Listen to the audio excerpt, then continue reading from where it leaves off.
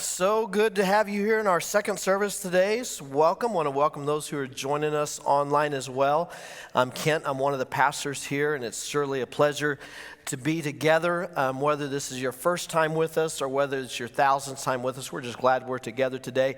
Hope that you'll be a part of next Sunday as well. I'm excited, and I want to also give a couple invitations. One is invite tonight to Mark 209 at 6 o'clock, and they have been in both of our services today. I did not know that, so good that first service made a good impression on them. Hope second service will do as well, but Mark 209 is with us, and will be with us at 6 o'clock tonight. I was talking with one of the band members today, and between services, he was like, man, this is going to be a fun thing too. He goes, I have an 8-year-old, and he goes, we make it fun for kids. So if you have kids, you'll want to bring them as well. Be a fun evening together, and so I want to invite you to Mark 209. They're from Nashville. They actually live in Indiana, Alabama, a couple from Nashville, but they're just getting back from a West Coast tour in Oregon and are going to be with us tonight, so 6 o'clock, hope you can join us. And then I want to encourage you, as I did last Sunday, I won't make you give me the head nod this week, but I would encourage you to grab some invite cards for this next Sunday. It's the Christian Super Bowl, it's Easter Sunday, it's Resurrection Sunday, and so I want to encourage you to grab one of these and grab more than one. Just let's get rid of them today, and this next week, let's pass them out. Invite your friends, invite your family, invite your neighbors. Take Natalie's approach, be bold. Actually, take some of our middle schoolers' approach. We had a great Friday night frenzy here Friday night.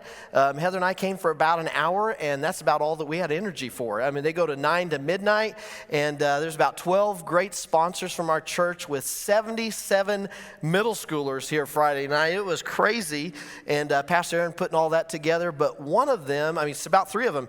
Teslin brought 7 friends for the first time that came for the first time. Darby, my neighbor across the street, she brought 8 for the first time. But the winner of the one who brought the most guests was Owen Harmony, 6th grader, who brought 9 friends Friday night. It was a great night, fun night. But let's just take their cue. Let's be bold. Let's invite. Let's have people. And I think the winner went home with a screen projector or something they could do movies with and stuff. There's no prizes. There's just a great opportunity for you next Sunday. I encourage you to come to the 9:30 or 10:45. It's going to be a great, great day. And I want to remind us again, Easter is for us. It's a celebration, but Easter services are not. Easter services are for our guests. They're for those that maybe they're being dragged here maybe. We want to make a great first impression. Make sure that they feel welcome because, when it comes to, when I say Easter services are not for us, if you're a follower of Jesus, Easter is every day. Resurrection is every day of our lives. It's every Sunday because of what God has done for us. It's what gets us up in the morning, that Jesus Christ was dead, buried, and raised. It's what we're united behind. In fact, I want to welcome the church together today, both online and here. The church is simply a gathering of people for a common cause or a common purpose. There are stadiums full in the fall of 70,000 churches all over the nation. That's a church. They're gathering for a common cause, for their common teams.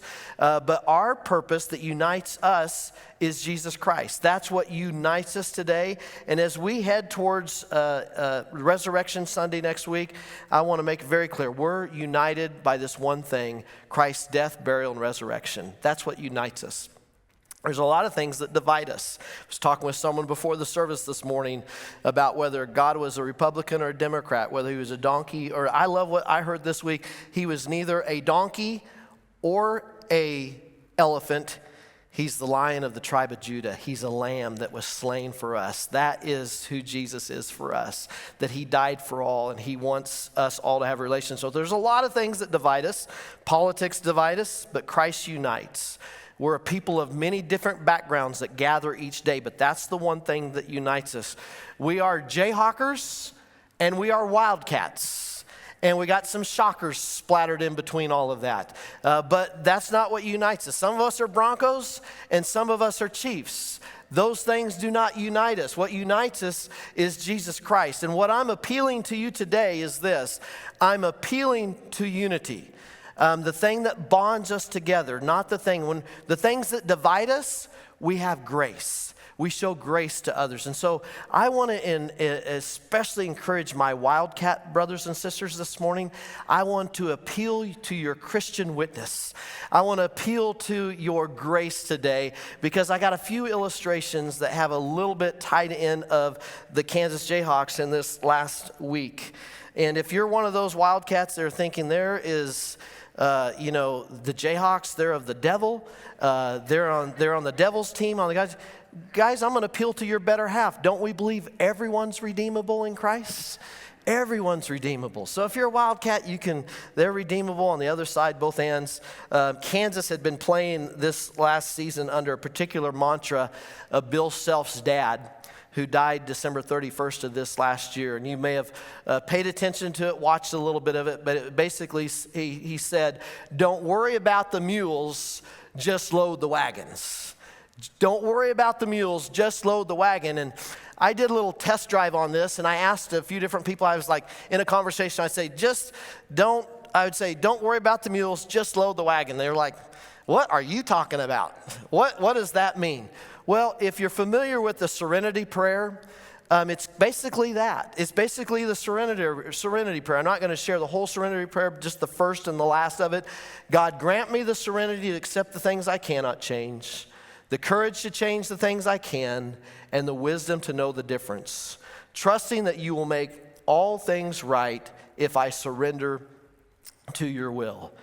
This is basically a mantra. Just don't worry about the mules, just load the wagons, is just do your part. Don't worry about what you can't control. Don't worry about the things that are out of your grasp and out of your power. Don't worry about the mules, just load the wagons. Just do your job. And I would say it's trust Jesus. That's what loading the wagon is for us. It's trusting him. It's obeying him. And in fact, I think about as a follower of Jesus, if you're a follower of Jesus today, even if you're a follower of Jesus today, we still struggle with this. We still spend an awful lot of our energy and time worrying about the things that are out of our control and being frustrated by the things that we can't change. But on this day, 2,000 years ago, Jesus essentially said the same thing. He said, don't worry about the mules, just load the wagons. He didn't say that. If you're looking it up in Scripture, it's not there. But it's in essence what he said to two of his disciples. On this day, 2,000 years ago, what we celebrate as Palm Sunday, he sent two of his disciples for one job. And that one job was, in this case, it wasn't load the wagon, it was go get the mule. And for this one job, he said, I want you to go get a mule. I want you to go get a colt. I want you to, and they're like, okay. And he's like, and when I send you out to go get that, someone may ask you, why are you taking this? And you're just simply to say, the Lord has need of it. Now, I don't know if you've ever walked into a grocery store. One time I was so excited. There was someone visited our house. He was a 6'6" basketball player that was staying at our home when I was in third grade. And I was so excited he was coming to our house. He was just at our house for a week. He played at a university, and he did a basketball camp. And I was so excited to have Eric Eli, and he was in our home. And my mom said, I'm going to make banana cream pie. Go get some bananas. Eric and we went and got some bananas. I was so excited that I ran out of the store without paying for it. I got all the way to the car and it dawned on me, I'm a thief. And I had to run back in there and I had to pay for the bananas. I don't know if any of you have walked into a grocery store. You try it this week. You walk into a grocery store, get your groceries, walk out, go to your car with confidence, and when they come chasing you out the door, you just tell them the Lord has need of it. See how that works for you as they put the cuffs on you and how I take you in the paddy wagon. See how that works for you. These guys, they must have been thinking, okay, Jesus, so you're telling us to go steal for you. You're telling us to go to something that's not ours, take it from it, untie it, walk out calmly and say, everything's okay. And when they ask, we'll just say, the Lord has need of it, and we'll just be able to walk. Are you kidding me? So, this is where the scripture actually goes. I got a little ahead of myself. So here's Mark. We've been in the book of Mark.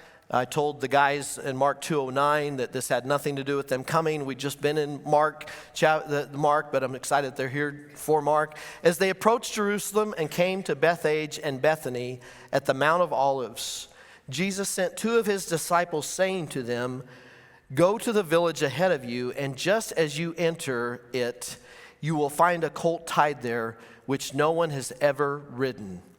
Untie it and bring it here. If anyone asks you, 'Why are you doing this?'" Because Jesus knows they're going to ask. He's going to say, "The Lord needs it and will send it back here shortly." They went and found a colt outside in the street, tied at a doorway. As they untied it, some people standing there asked, "What are you doing untying the colt?" See, Jesus knew they're going to ask. He went ahead of them, said, "Hey, it's okay." And I couldn't remember. Someone was going to have to, I got myself into trouble in the first service talking about a movie I haven't watched forever. But anyway, Star Wars fans in here? Got any Star Wars here? What is it? What happened when there was that time where, I can't remember, it was Yoda or... This is not the droid you're looking for. Is that what it is? It was at this place where he was just like, "You just walk on past." And it was like, they were like, "What are you ready to fire, shoot at him?" And he's like, "This is not the droid you're looking for." So thank you for your help, Mark 209. I appreciate you. Appreciate you being here and finish my sermon illustration today. It's going to be a fun night tonight. I can see that you're the one with the 8-year-old. I get it. Yell out in the middle of the service. Thank you. Anyway, glad you feel at home. So glad you're here. We're going to feel at home on you guys tonight when we're there. So anyway, just kidding. It was kind of like one of those moments, is like they just walked on by and they let him go on through, and it was no issue whatsoever. Here's the point of this part of the passage, and I meant to give it to you beforehand, but I'm going to give it to you now. What is it for us to load the wagons? What is our wagon? What's your wagon? What's my wagon? Our wagon is simply this: to trust and obey. To obey and to trust. That's our wagon. God is like, you know what? You don't worry about the mules. You don't worry about how everything is going to unpack, how everything's going to fall out, and how we're going to get from A to B. Your wagon is this: I just want you to trust and obey. And I know this is easier said than done. I was thinking of a time in our life, and by the way, there's been times in our lives, I didn't share this with the first service, where I failed miserably, and Heather and I failed miserably at trusting and obeying. And usually in those moments, we tend to regret it, and we're thankful for the grace of God. But there's moments where there's a situation in our life where we were pastoring a church up in Sacramento, California. A pastor friend of mine was in a season of transition, and he went and he had asked for us to pray for them. They were going to this church in a little town called Patterson, California. Never heard of it before. And he left that interview and he called me on the phone. He said, "Hey, we went to Patterson. Thank you for your prayers. We just don't feel like it's what God has for us, but God brought you and Heather to our mind. We feel like you're supposed to go here." And I'm like, okay. And about 2 days later, he must have called the district superintendent, which is a pastor of pastors that kind of helps fill pulpits.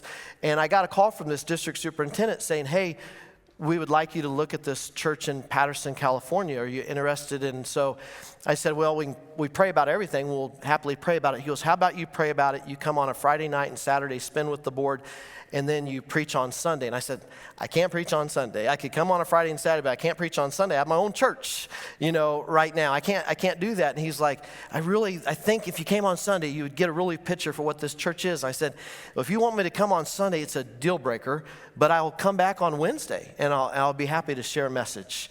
And so we made an agreement. We'd come on Friday, Saturday, and Wednesday. And so we went Friday night, and Heather and I had a little system. We're a little younger. This was our system. If we feel like God's in this and the Lord's moving or whatever, give me a 5. A 5 on the leg, or a 5 verbally. 4, 3, 2. A 0 was a fist. A 0 was like, not feeling this at all. God's not in this. We're crazy. This is ridiculous. And so we're with this board on that Friday night, and I preface this by saying we've driven through the town, and there is nothing in this town. Nothing. Not an Applebee's. Not a Taco Bell. Forget Chick-fil-A. There's not a Taco Bell. Later, when a Taco Bell came into this town, I mean, you would have thought that, it was the second coming of Christ. I mean, it was for lines and lines of people were just to get into line for Taco Bell. I waited for 45 minutes to get through the line to go through Taco Bell. They didn't have a Walmart. And I know we sometimes make fun of Walmart and things like that, but can you imagine being in a town? We didn't have a Walmart. We had nothing. And so we've driven through the town and we're going, who does live here? I mean, why would God bring people to this place? And so we were there that Friday night. And if I'm honest, and we were honest, wasn't really feeling that strong a connection with the leadership and the board. And so, but I was trying to have an open heart and open mind. And I thought, I'm sensing what they're saying and I kind of get a picture of their heart. And so I just kind of tap Heather with a 3. On her leg, and I get a bruise. I get this fist that hits my leg, and I'm there's probably damage, nerve damage. I mean, she hits it once, so I play with her a few more times, and I do 3 or 4, and bam, bam, I'm just getting a bruise on the side of my leg, and so I was like, okay, all right. The only good thing about this town is they have a great, it's October, and they have this great pumpkin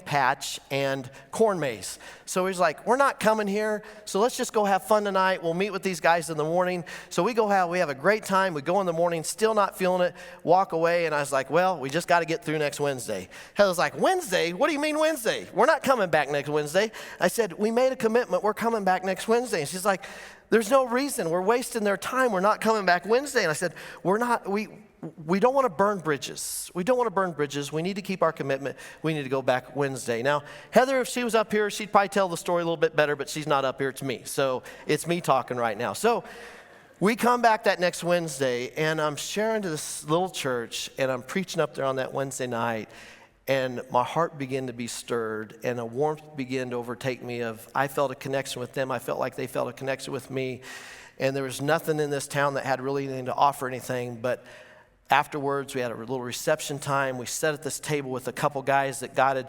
just miraculously, Jesus got a hold of their life. They'd been delivered from some addictions. They were 6 months sober, and we were just fired up by what God was doing in their life, and it just began to get a warmth. And so I was thinking, God, I think it's a 5 for me. I think we're supposed to do this, but you're going to have to talk to this one over here.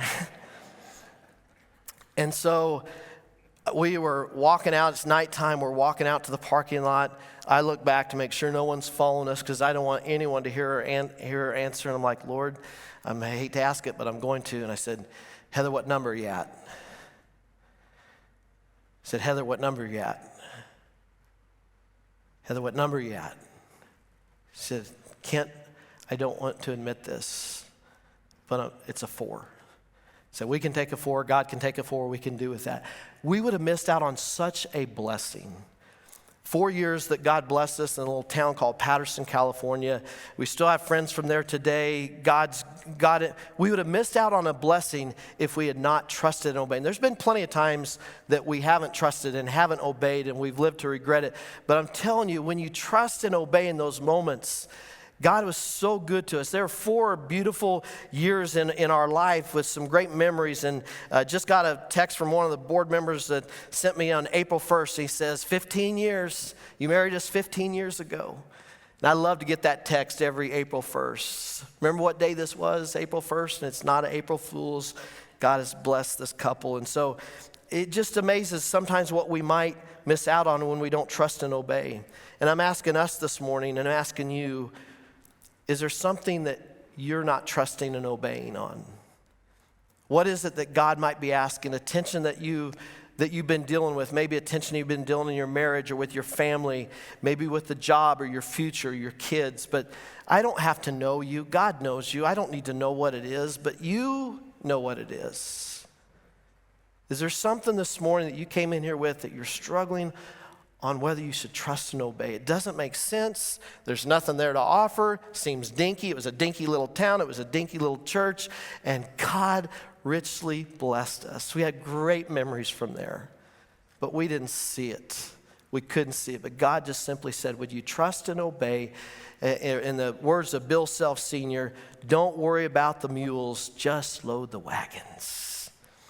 What about trust and obeying corporately as a church? One, to trust that we'll invite people next week to hear the good news, that we want to share the gospel with them. If you've attended here for more than a few months and you filled out a connection card, you might have got a letter from me this last week. What does that mean for us? I was just simply a letter not to, by the way, if you're new here today and this is your first time, we believe you belong here. We're so glad you're here. We hope you'll stay for the next 2 minutes. You and Mark 209 can tune me out.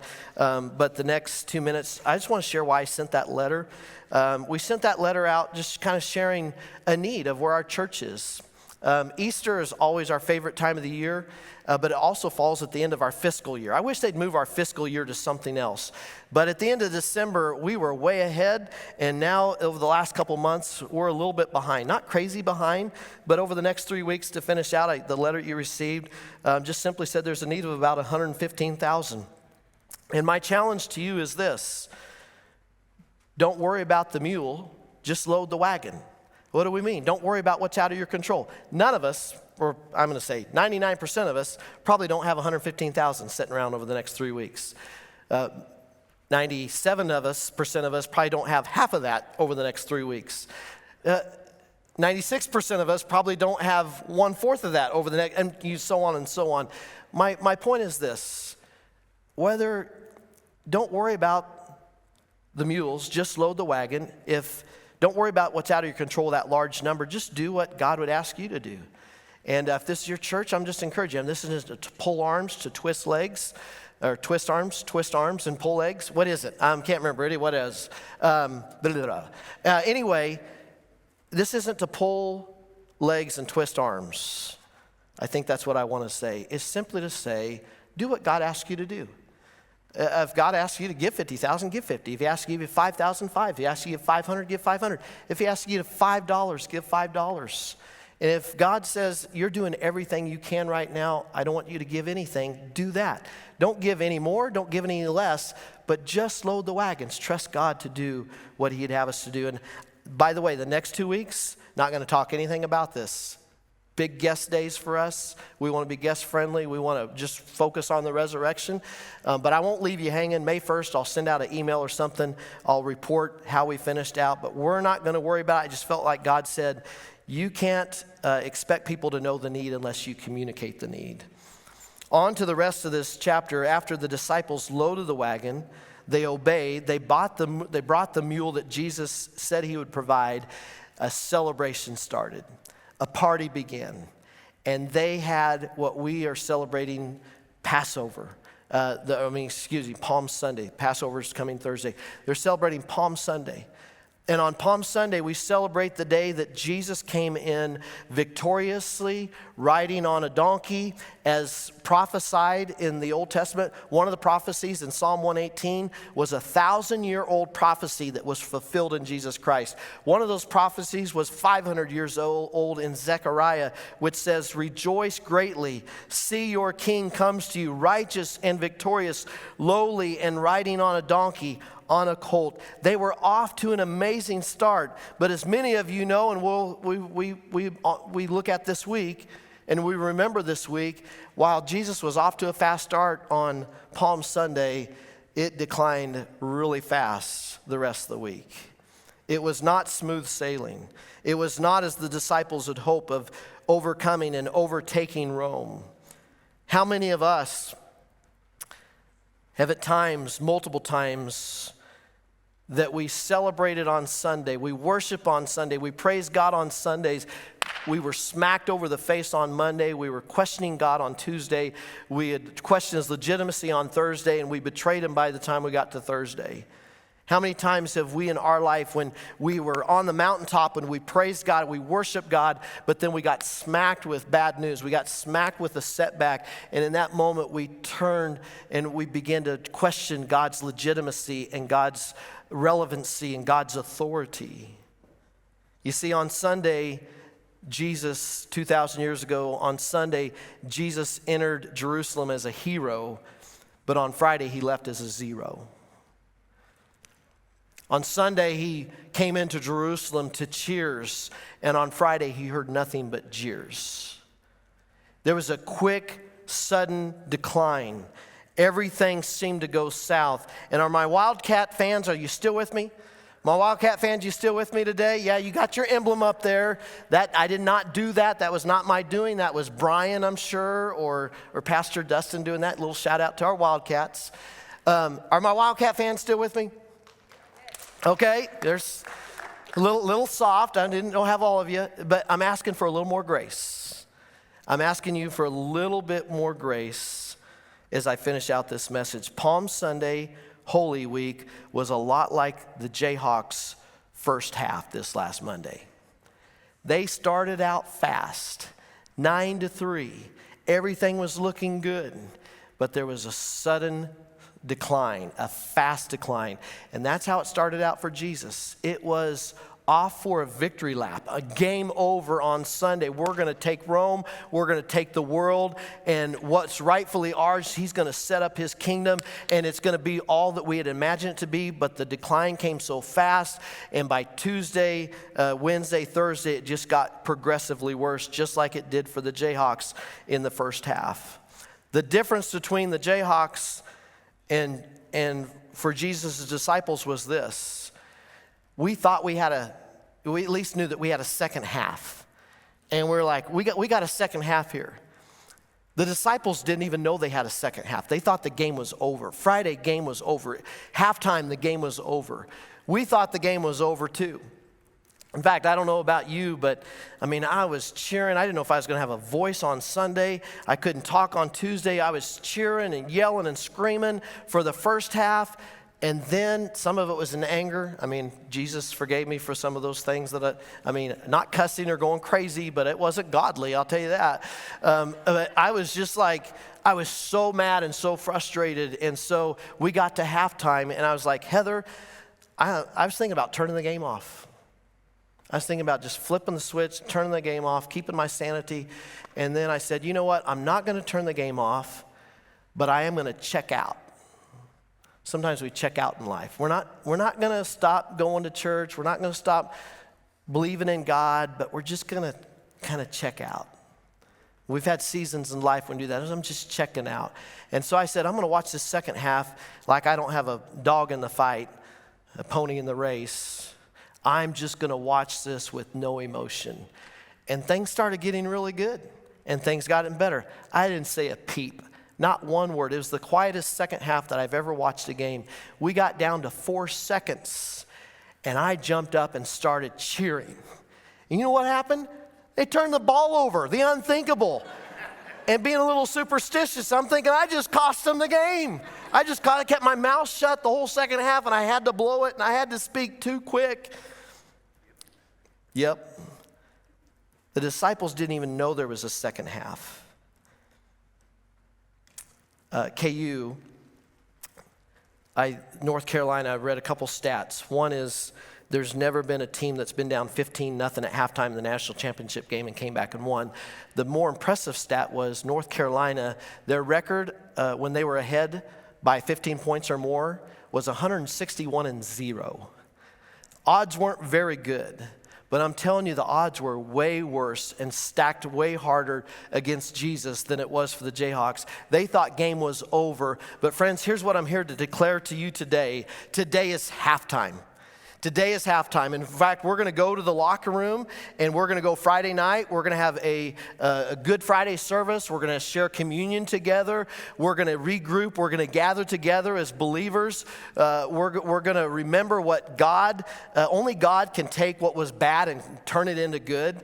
Only God can take something that was terrible and call it good, and he does the same thing in our lives. Only God, only Jesus can take what's bad in our life and turn it into something good. Only Jesus can take our worst regrets and mistakes and sins, and when we give them to him, turn it into his victory laps. Only he can do that. But you got to get to halftime, and we got to get to halftime and regroup. And so Friday, I want to encourage you to come back Friday night, 6:30, as we have a Good Friday service together.